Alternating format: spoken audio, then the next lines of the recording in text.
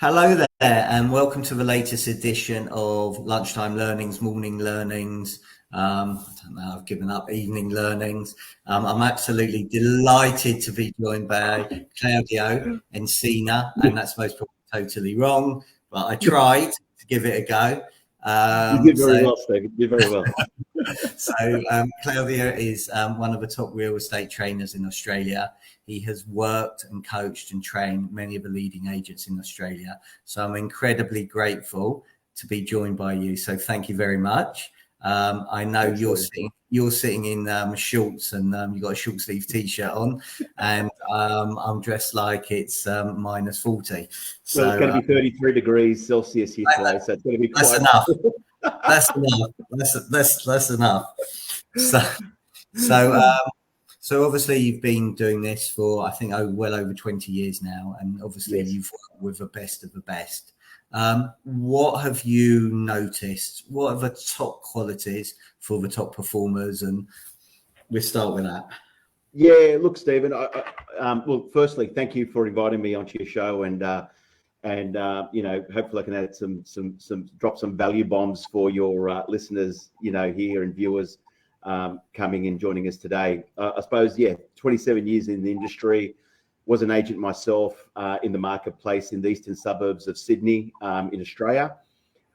Worked in the Bondi Junction market, which was like a medium price, but then I went into the the high-end market, which is Double Bay, Rose Bay, Vaucluse, which is probably the most luxurious properties in Australia, and had some really great sales that I did over that time, which was so rewarding and wonderful.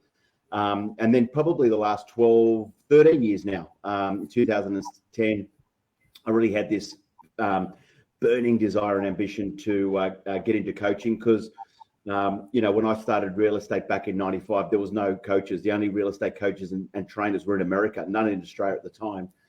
And, coming from leaving school, becoming a professional tennis player, which obviously didn't work out, as you can probably see, never became the Federer of the court. I got into real estate, but I knew coaching was so important in tennis. And I had different coaches. I had a physical coach, I had a mental coach, I had a tennis coach. And, and when I was in real estate, I said to my principal at the time, I said, do we have coaches here in real estate? So I said, I've always want to be the best. I'm so bloody competitive, Stephen. And I know that coaches can help you accelerate, your success. And he was like, what do you mean, coach? And then he said to me, it was really funny, Stephen. He said to me, his name was John Gordon, my first principal, and great mentor, by the way. Learned so much from him. He said, there's a thing called ARIC. And this is about 1997 or 98. I can't remember exactly. And he said there's these 5 guys: John McGrath, Bob Boland, Dr. Fred Gross, Lina Montalto, Bob Wolf, all industry like titans, yeah. And he said they're going to be at the Sheraton on the Park at Hyde Park in Sydney. And it was the first ARIC, and him and I went there, and there was this gentleman by the name of Bob Boland, and he was telling everyone like he was writing $20 million a year back in like 97, 98, whatever the first ARIC was, right? I think it's 98, because this year's going to be 25 years for ARIC. So it's got to be 98 was the first year. That was the first year I went to it at the Sheraton on the Park. And I'm like, $20 million, what's this guy doing that I should be doing? So I never go, wow. I always think, how? What's he doing? And I was lucky enough to go to Bob Boland in Michigan and shadow him for 1 week. And he invited me to stay in his house. So I saw what he used to get up at 4 a.m. He used to jump on the treadmill, and he wasn't a small man. He was quite a big man, tall, but he was in the office by 7 o'clock, and he'd have his little team meeting by 8 o'clock. And I was just looking at the behaviours, yeah. And I suppose, Stephen, you asked me that question. You said, Claudio, what are the top, elite agents in the marketplace do? I call it, green light behaviours. Yeah, Matthew McConaughey wrote a book about green lights, but green light behaviours are like accurate thinking, deliberate decisions followed by disciplined action. Yeah. And I look at the agents that, basically in this marketplace that don't succeed or don't see the success, and they go in that red light behavior, and that red light, is falling like your wheels are spinning, or you're in a bit of a downward spiral. And it's generally poor habits, distractions, and lack of discipline. And every day, these two lines are compounding one way or the other, right? The green line is you're doing the right things, and the red line is you're getting distracted by social media, you're getting poor habits, you're not making your calls, for example, or talking to enough people, and, you know, lack of discipline. So I'd probably say the number one thing, I mean, it's not like rocket science, but, I look at just, you look at people like what they're doing, how they're doing it. And one of the first insights that I got when I saw Bob Boland, he became my first coach, right? And that's why I got into coaching, because I had Bob Boland. Then I was working with Mike Ferry, which is, Tom Ferry's old man. And I went to Palm Springs. You think it's warm here? Try to go to Palm Springs in August. It's like 55 degrees. It's like crazy. Right? And that's not Fahrenheit. That's Celsius, which is like 110 degrees Fahrenheit. And I remember just going over there and just seeing some of the best agents, what they were doing. So I had Bob Boland, then I worked with Mike Ferry, which then I had I was blessed to work with his son, Tom Ferry, with the same age. And this is back in the late 90s when he was working for his father, and they broke away, I think, in 02 and 03. All my life I've had a coach. And from that was the very beginning, from when I wanted to be a professional tennis player and become a champion at that, to where I want to be the best of the best in real estate. Yeah. And I think, one of the things that we learn from, the best of the best is just looking at their behaviors, what they do. And I probably say, the biggest challenge I've always found for a lot of agents has always been consistency, Stephen. So, like consistency making phone calls. Yeah. And, you mentioned Eric, and, I've been involved in ARIC for a number of years now. I spoke in 2015 at ARIC on their platform, which was brilliant. And then, for the last few years, been working with some of the elite performers the agent speakers that actually speak. And the wonderful thing that I get to see is, what are they doing? What makes them successful? And, we always hear this word consistency, and a lot of agents lack consistency. And that's all they do. And I was talking to an agent just recently, Stephen. He said, his calls, like, one day he does a certain amount of calls, the other day he does a lot less calls. And there's never this line of consistency, right? Like green light, red light, green light, red light. Yeah. And, I read that book, and he spoke at ARIC, I think a couple of years ago, during COVID maybe. So they zoomed him in. But James Clear, Atomic Habits. Yeah. He talks about the paperclip strategy. Yeah. It's just a wonderful, visual cue that you can use, right? He says, if you want to make 30 calls, right, just put 30 paper clips right next to your little jar, right? And every time you have a conversation with someone, you put that jar in, the paper clip into that jar, sorry. And he talks about, like, every day it's you versus that paper clip, because it's a visual cue, it's a motivational cue, right, that you see. And it's great for short-term stuff, like I've got to get those 30 in, because at the end of the day, when you put your head on the pillow at night, we all have this, Stephen. When we're playing below the line, we have a conversation with ourselves and going, I should have done my calls, or, I was a bit like only went, I half-assed it today. I didn't go right all in, yeah, with what I can do in terms of our ability, our talent, and, just that little thing of like you versus you, and you put your little head on the pillow at night and you go, I've done my calls. And it doesn't matter if you've got zero out of it, but there's a level of self-fulfillment and joy that we feel, which no money can buy or anything. It's just that feeling that you get accomplishment, And I thought that was a really cool strategy from James Clear in Atomic Habits about the paperclip strategy.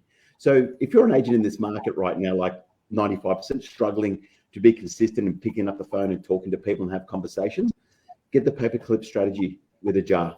I'm telling you now, it's like when you go and it's like that time to go home and you've got 10 paper clips to finish, it's going to eat you so bad if you don't do those, make those calls and put those paper clips in. But once you do it, you feel, my God, amazing. So in answer to your question, successful people complete things.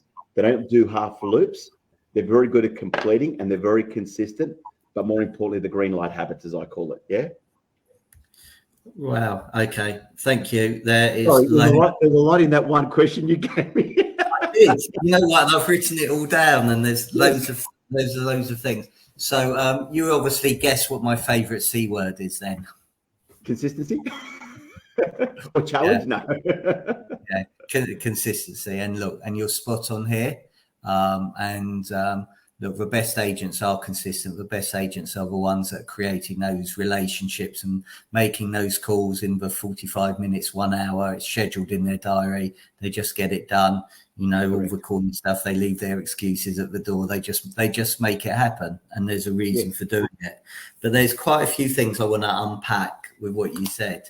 So obviously, when you started, you wanted to be I'm just trying to think of an Australian tennis player that I can remember.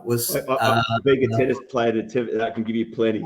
Pat Cash won Wimbledon. I mean, how cool was he? Of course. So Pat Cash, exceptional player. Okay. Yes. So you obviously wanted to be better than Pat Cash.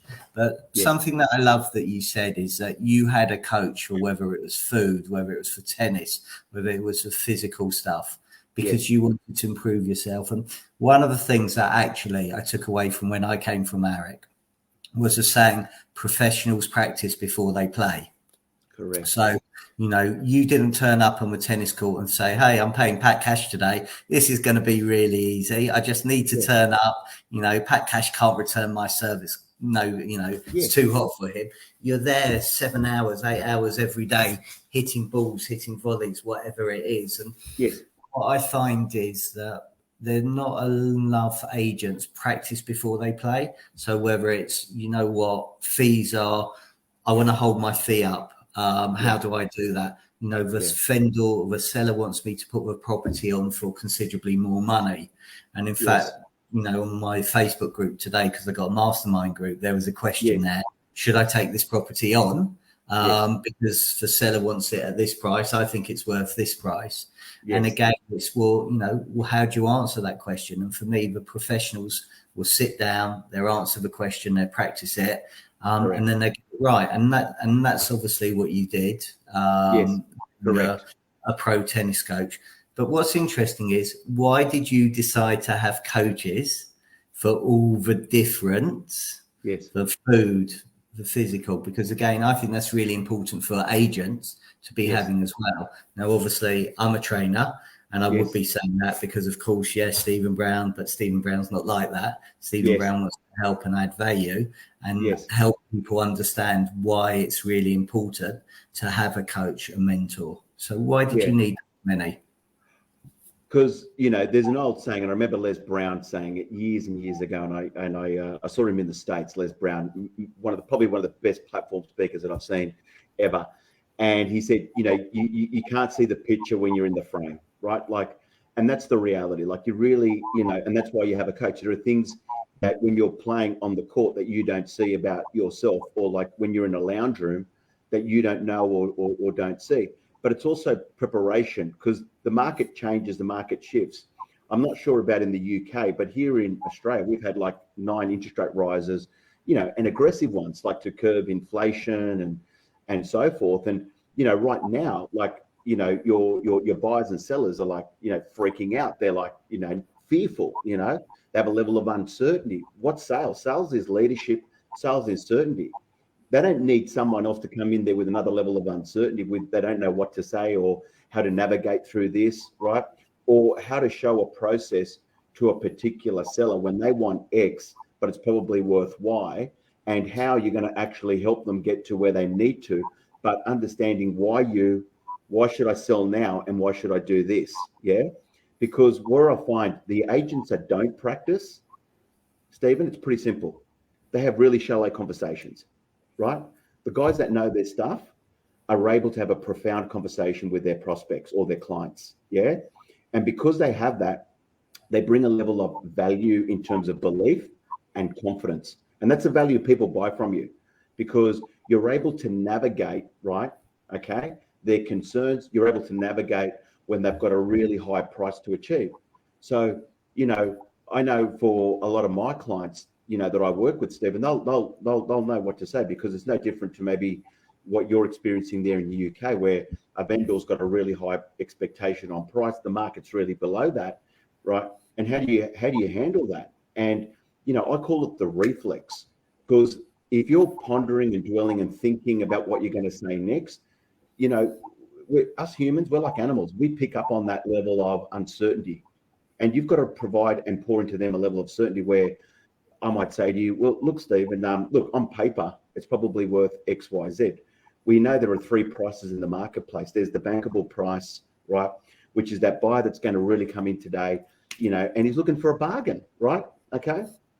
Then what we call is the market price. And that market price is based upon, comparable sales. Market price is generally a valuer for the bank will come in and go, we value it at X, Y, Z, right? So that's what we call market price. But what I want to sit down with you is create a blueprint and a roadmap that will allow us to create a bidding war on your property, that will allow us to create competition and allow us to get the highest price in the market, which is the competition price. Yeah. Okay. So I want to share with you how we're going to unpack that and how we can use that strategy to ensure that you guys can get as close to where you guys want to achieve. Yeah. And it doesn't matter, you know what it is, Steph? It doesn't matter what it is, but if it sounds like what I'm talking about, right? They feel like with the language you use, yeah, and the way you communicate, but it's all about the delivery, right? That's why we role play, like you said, practice, yeah? Because I have agents all the time. Claudio, I'm using that script that you gave me, and it's just not having. I said, how many times have you practiced it? And they go, well, I haven't really practiced it. And I said, well, there's the biggest mistake you're making right now, because one thing is having a level of technical skills, which is like what you read, but I said you've got to learn the soft skills, right? Because two people, right? You and I, Stephen, can have the same script, right? But it's the way it lands on the prospect. I get a vastly different result to you, right? Because you're like, it's awkward. You haven't practiced it. It comes out clunky, right? The words aren't pronounced right. You're changing, you put in words that aren't on that script, and it just doesn't land. And sometimes people don't even believe in it. Yeah. It's like when someone says to me, when they go, thanks, Claudio, for your presentation here tonight. Look, we've got a couple of other agents to interview and we want to think about it, right? They sort of going, okay, they don't know what to say. They don't know what that next question is, right? But if you've got 3 or 4 questions where I might say to you, okay, well, look, just for context here, Stephen, do you feel us working together, we could help you achieve, the best possible price for your home? I just want to reaffirm back to them, like that question. And they're going, well, yeah, Claudio, we do. And I'll say, why do you feel I can help you get the best possible price for your home and maximize your sale price? Oh, well, Claudio, you sold the one across the road, and Betty, she got an incredible result. She referred us to you. Great. So I'm reaffirming back to them, even if they have to think about it, why they got to use me.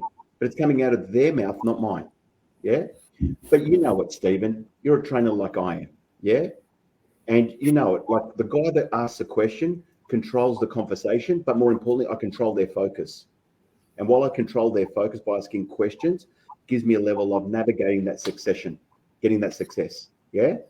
So I would probably say to you, like, why role play? Why? Because it builds confidence, competence, and your skill. And when you're there and you get that with that client and they give you that objection, a high price, your fees are too expensive, whatever it may be, right?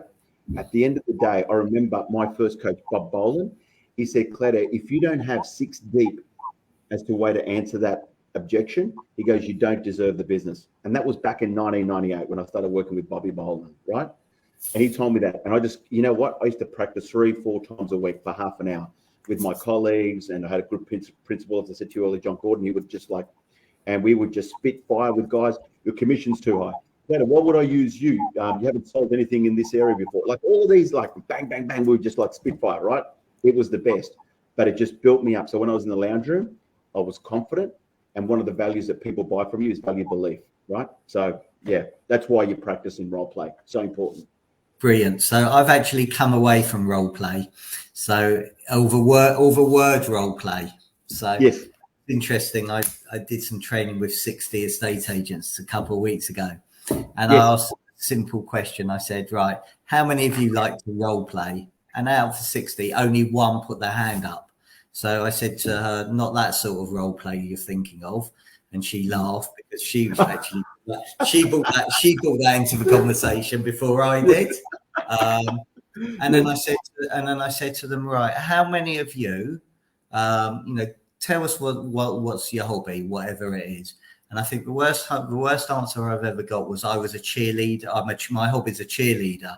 And then I thought, oh, right, how do professionals practice if they're cheerleaders? So then I started talking about, your pom-poms and your dancing. You just don't go off the pitch. You do it and you practice before. So I said, look, how many of you will feel more confident if you practice? And they all put their hands up. So I think I've come away from calling it role play to just say, look, professionals practice before they play. And then actually people buy into that a lot more, that they understand the meaning why. And I think you've given some phenomenal answers there that's going to help. I'll give you one little story here, Stephen. I remember back in 2000, I went to see Mike Ferry, as I was saying, and he used to call it the Superstar Sales Retreat back in Palm Springs back in August. And I said, anyway, I saw him and I said, I'm not winning my listing appointments. I'm missing a few. My conversion's not great at the moment. And he gave me this name and number, and he goes, like, go and see these guys. They'll help you out, right? Because I did a, sort of like, as I call it, role play in front of him. And he was like, yep, you got to go and see these guys. Gives me the address. I finished the retreat. I go down the 5 highway from Palm Springs, which takes you back to LA, which then turns into the 91, and then it turns into, and I get to this address and it says, Melrose Parade, Hollywood. I'm like, okay.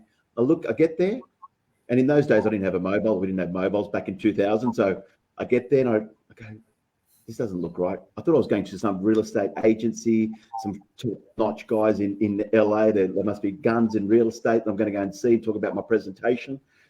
Anyway, I ring, Mike's, PA, Regina, on the landline. Regina, Mike's giving me this address. I said, on the sign it says Hollywood Acting School. I said, I think he's giving me the wrong address. No, he's got you the right place. Oh, okay. So I go in there. I sign up. I said, I'm here from Mike Ferry. Sent me. I work with Mike. I go, yep. So you're here for the 3-day workshop? I went, yep. So here's the thing, what I learned, right? This is why you're saying, I call it role play, but while we practice, rehearse, study, and learn. So in the world of theatre, for every 1 minute you're on stage, you practice, rehearse, study, and learn, right? That scene, that script for 2 hours, right? So you think about it, if I'm in an hour presentation, it's like 60 hours worth of me learning, practicing, rehearsing my listing presentation to get my conversion up. But what you got to understand is, in the world of theatre, it's like you're moving people, right? Like no different. We're in a lounge room. Our job is to move people so they enroll into working with you. Yes, we're here with you, Stephen. Where do we sign up? So there's 3 things that you'll learn in the world of theatre. How do you want people to think? How do you want them to feel? And what do you want them to do? Yeah, right? And that came from the guy that, what was the director's name? You can help me out here, Stephen. The movie Psycho back from the 60s. What was his name? Alfred Hitchcock. There it came, right? He said, and he was the best. And this is what I learned. They said Alfred Hitchcock would always give his actors 2 scripts. One was the script, how you say it, and he goes, this is the script, how you want people to feel. So if you remember that movie, right, which is an all-time classic, if anyone on here hasn't seen it, do yourself a favor.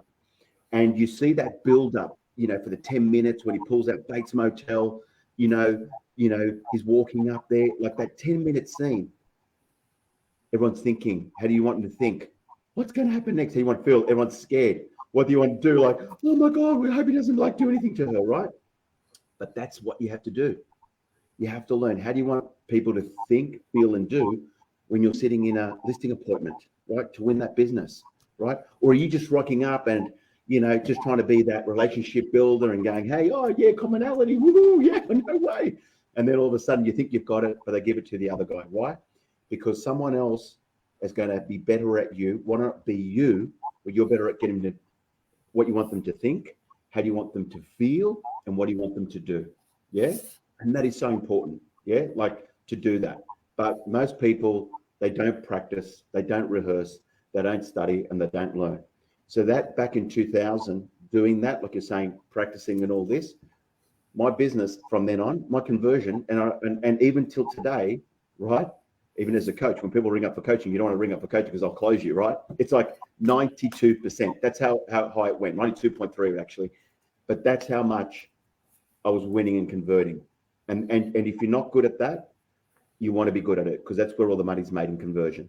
Yeah. 100%. Okay, then.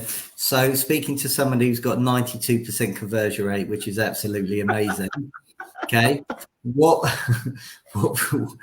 bits of advice can you give me then? You know, obviously you've given that rehearse, study, and learn, which is absolute gold for practice. Yep.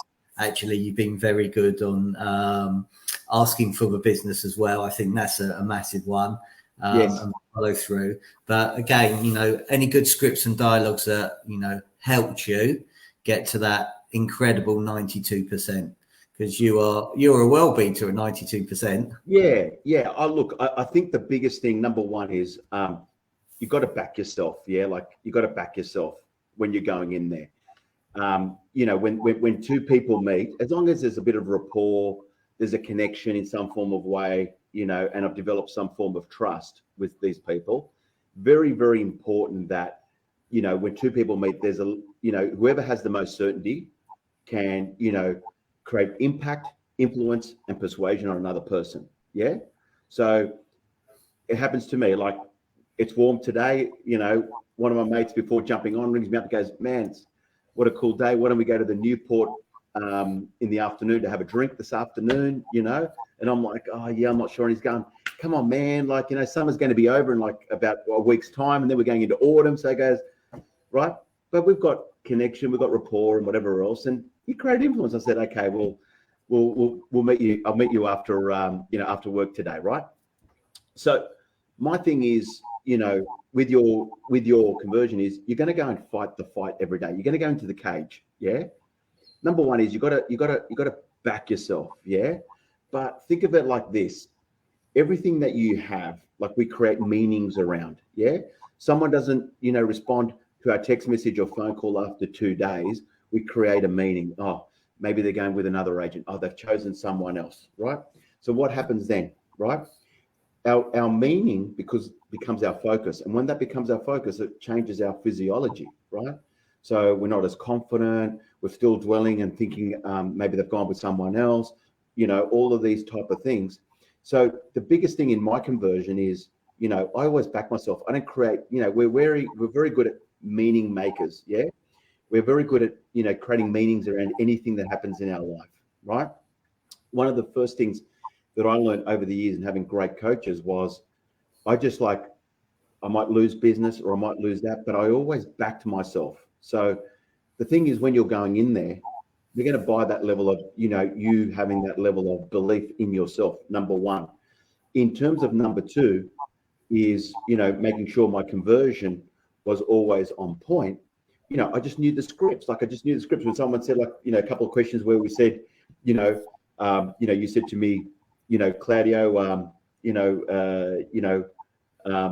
when someone may say, you know, we want to think about it. And I get that all the time. Let me just speak to my partner, Claudio, about your coaching program. It's a lot of money. And I'm, you know, and I might say, but I won't say it in the coaching program, but say in real estate, what I used to say, you know what, Stephen, in helping hundreds of families, listen to my words, in helping hundreds of families here in Chelsea, I've come to, you know, to discover there are probably 3 questions at this point for you. You're probably thinking, you know, our strategy, our blueprint, the value I bring to the table, and what makes us different here today compared to some of the other local agents is, will our strategy work for you? And I think, you know, you've seen here my testimonials, my reviews on Google, my this on that, whatever. It's worked for them. The second thing is, will this work for you today? And I can tell you hand on heart, like, I've done this with hundreds of families here in Chelsea. I know this will work for you. We can get you maximize your sale price.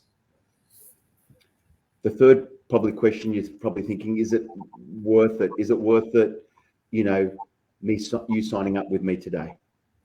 And I've got to say, in helping all these families that we've helped in Chelsea, it's been totally worth it for them. But I think that's a question you can answer. What do you think, Stephen? Do you think it's worth it? And I'm just going to shift it to you. And some people go, oh, like some people just go, yeah, we think it's worth it. And I'll say, great. So shall we move forward together and help you like we've helped all the other families here in Chelsea tonight? right? But I'm controlling the conversation, right? And some people don't like, sort of conflict, right? They're like, okay, Claire, let's go, right? Sales is leadership, yeah? As long as I've got rapport, I have, some connection, and I've built some trust over that 1 hour that I'm with them or whatever else, right? But I just know what to say in every situation. Be a commission. Like how many times, we get, oh, Claudio, your fees are a little bit high, and I'll sometimes say compared to whom, yeah? But then I might use, because I've learned over my years, the power of language and communication. I saw a thing by Warren Buffett. He said, if you could give someone, a tip on success, like how to be successful, he said, learn how to communicate. That's all he said, right? He said, learn how to communicate. The best people on the planet, right, are able to communicate and articulate messages and talk to people in whole conversations in a way that most people like that don't. Yeah. So I'd probably say like that's probably the main thing. Like on all those, learning all the scripts, commission. I'd probably a framework just simple, like just give you another one, like hitting my conversion. If I was in a lounge room, Claudio commission's a little bit high compared to seeing a couple of the other agents. And I've always sort of said to myself, you sometimes need to be flexible, adaptable, and versatile in markets. Yeah, depending on what's happening, can't be always one-dimensional. But I would say to them and saying, look, I completely understand how you feel, Stephen, and look, and in helping hundreds of families here in Chelsea over the years, a lot have felt the same way, meaning that, we've met here today, we've been together for about an hour discussing the sale of your home and what we can do to maximize the sale price and what makes us different to some of the other agents.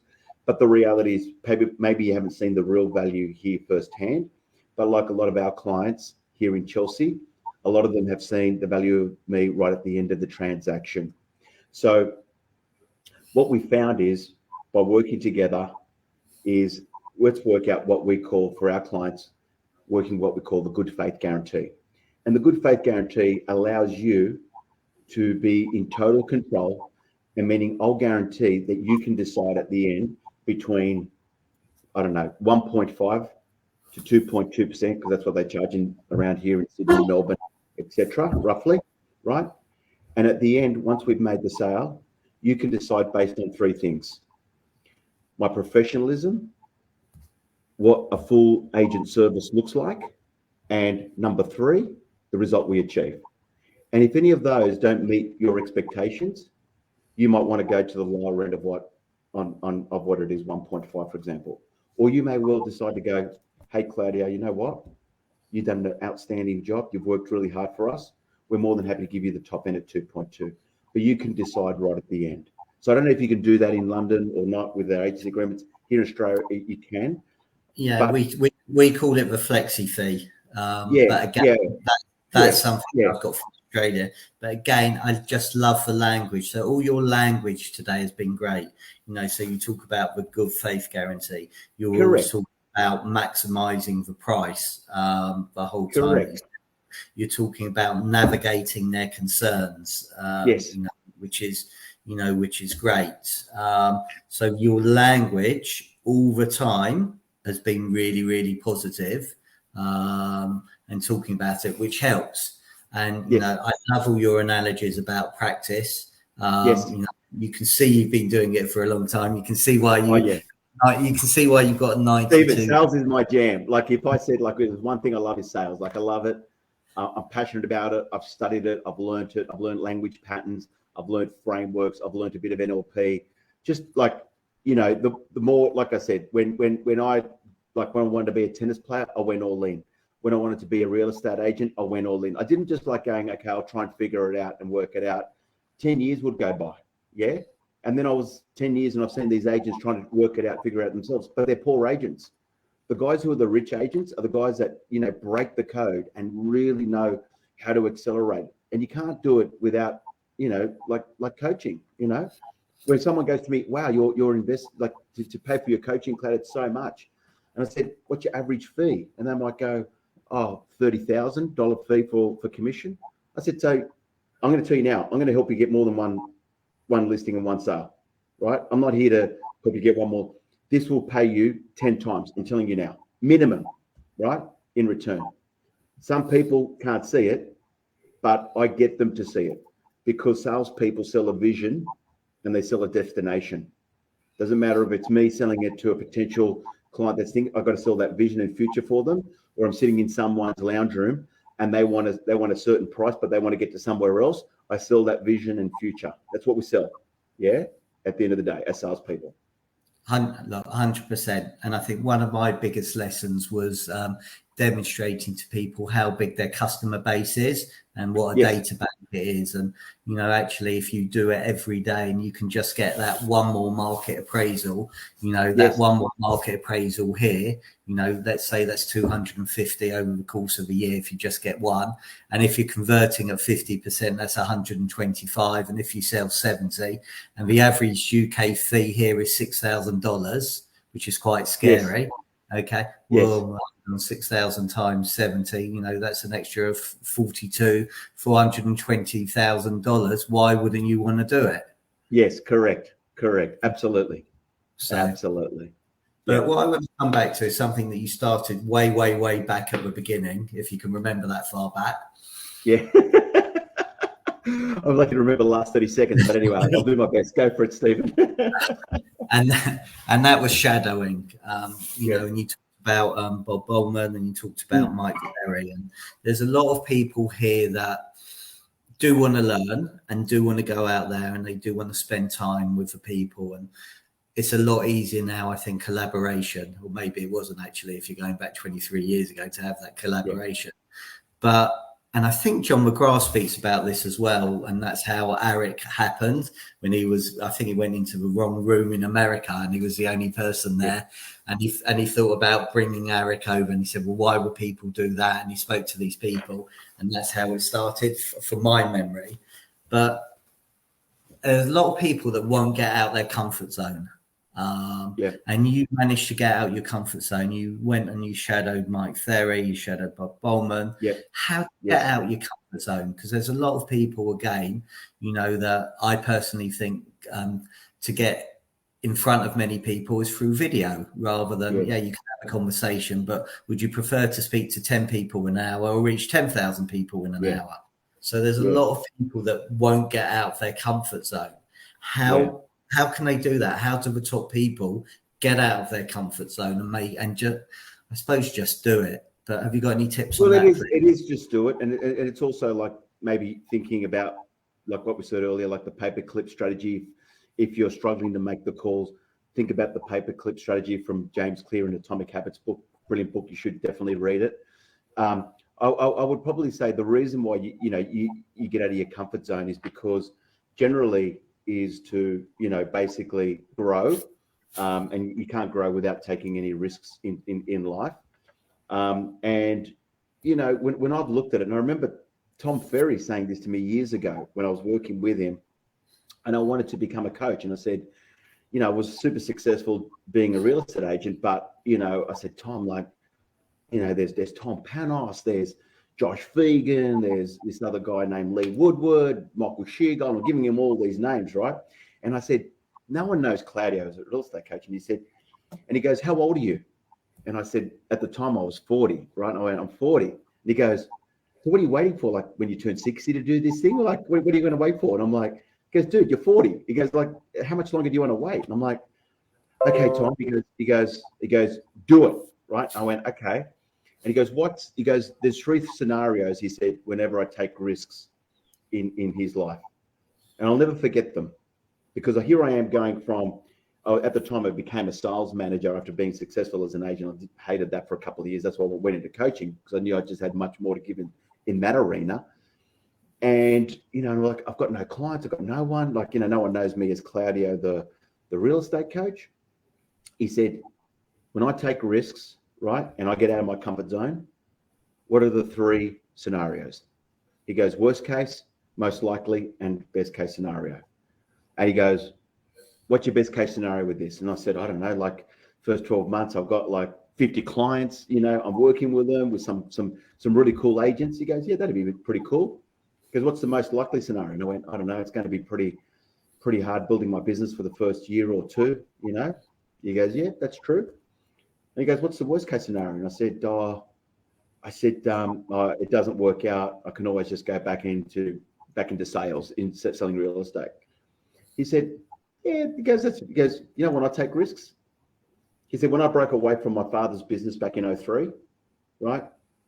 He said, I looked at those three scenarios. He goes, my worst case scenario is I lose my wife, Kathy, and my two boys, Michael and Stephen. He said, how many kids do you got? I said, 3. He goes, would that be the worst case scenario if you lost your wife and 3 kids? And I said, yeah. He goes, you taking this step, do you think you're going to lose all 4 of them? I said, no. He goes, what are you waiting for, man? Let's do it. Right? So you've got to take risks. You've got to get out of your comfort zone. Yeah.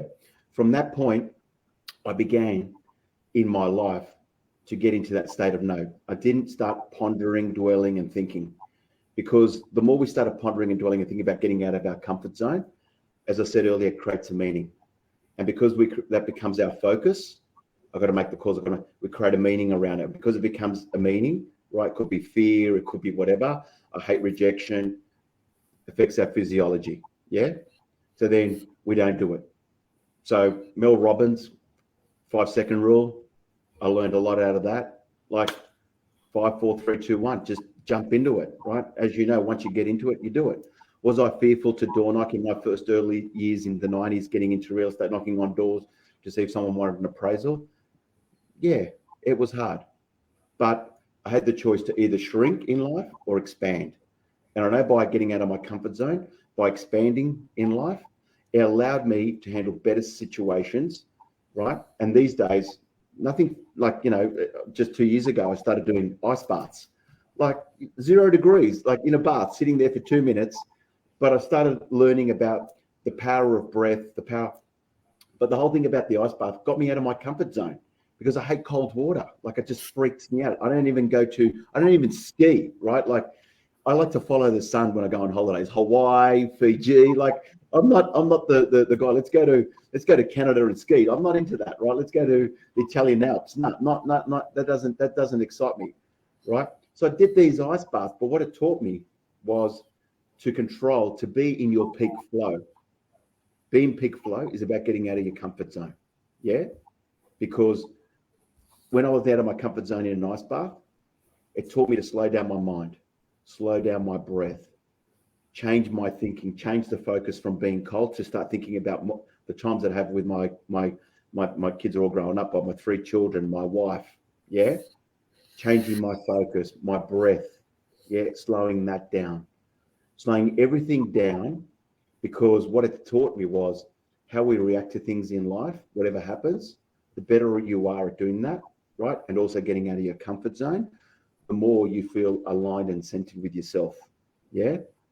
And again, that creates much further belief about who you are, what you stand for. So if you're not getting out of your comfort zone, like Mike Ferry said to me, when do you plan to do it? When you're 60? Or do you want to do it now? Brilliant. Thank you. Right. I'm grateful of your time, and I know you've got a busy day ahead. Well, I've got 9 minutes. I've got a coaching session with a bunch of agents. Right. I'll be very quick then. Okay. No, all good. Good. Hey, Stephen, I really appreciate you inviting me onto your show, and thank you so much. It's been a real joy, and it's great for us to connect as well. I am going to Europe in July, but I won't be going to the UK. I'm going to Greece and Italy, you know, some warmer places where they've got little islands and stuff. But whenever I'm in the UK, love to catch up with yourself. And if you're ever in Oz, please reach out to me. Love to catch up with you. Hopefully we're going to come to Warwick in a couple of years' time, not this year. Can I ask you one final question before you shoot off then? Of course. Okay. So you mentioned Mel Robbins, you mentioned Atomic Habits, James Clear. Give us a couple of other books and maybe a couple of Australian agents to follow. Okay. 2 books I'm reading right now. Can you hang on for like 1 second? Yeah. Thanks for coming. Sorry, that was 3 seconds. Read this book, The Challenger Sale. I don't know if there you go. I don't know if you've read it. How to Take Control of the Customer Conversation. 2 authors. Talks about 5 sales personalities in people, right? The best one, which I was telling you before, the guy that makes the most sales, makes the most money, is really good. It's not the relationship builder, which is one personality. It's the person that challenges. So they're able to create relationships. But like me, I was hopeless at closing years ago. But this book talks about these 5 sales personalities, and you've got to be challenge buyers and sellers thinking. That's what it talks about. Yeah. One other book, really good as well, Andrew Griffiths. Someone has to be the most expensive. Why not make it you? Don't discount your fees. You shouldn't have to, as long as, like what we sort of said before, know certain language patterns and dialogues to, and practice them so it can land really well on the people. But I'd probably say those 2 books are really, really, really good. Yeah. Brilliant. And 2 agents to follow? 2 agents to follow. I'd say to you, Ben Collier from the agency, from Matt LaHood Stable, who you just recently interviewed. Yeah. Man, he's just like one of the top 5 agents in Australia. I would definitely go and follow him. And another agent I would probably say for you to look at, who does like really high volume, but a really cool guy. He's in regional Australia in Dubbo, called Samuel Shooter. Him and his wife got an incredible business. They're in a country town, but do amazing volume, strong market share, etc. So I'd probably say those 2 are probably 2 people that I would, be thinking of. Yeah. Amazing. Look, thank you so much for your time. I'm going to let you give loads of value to your clients.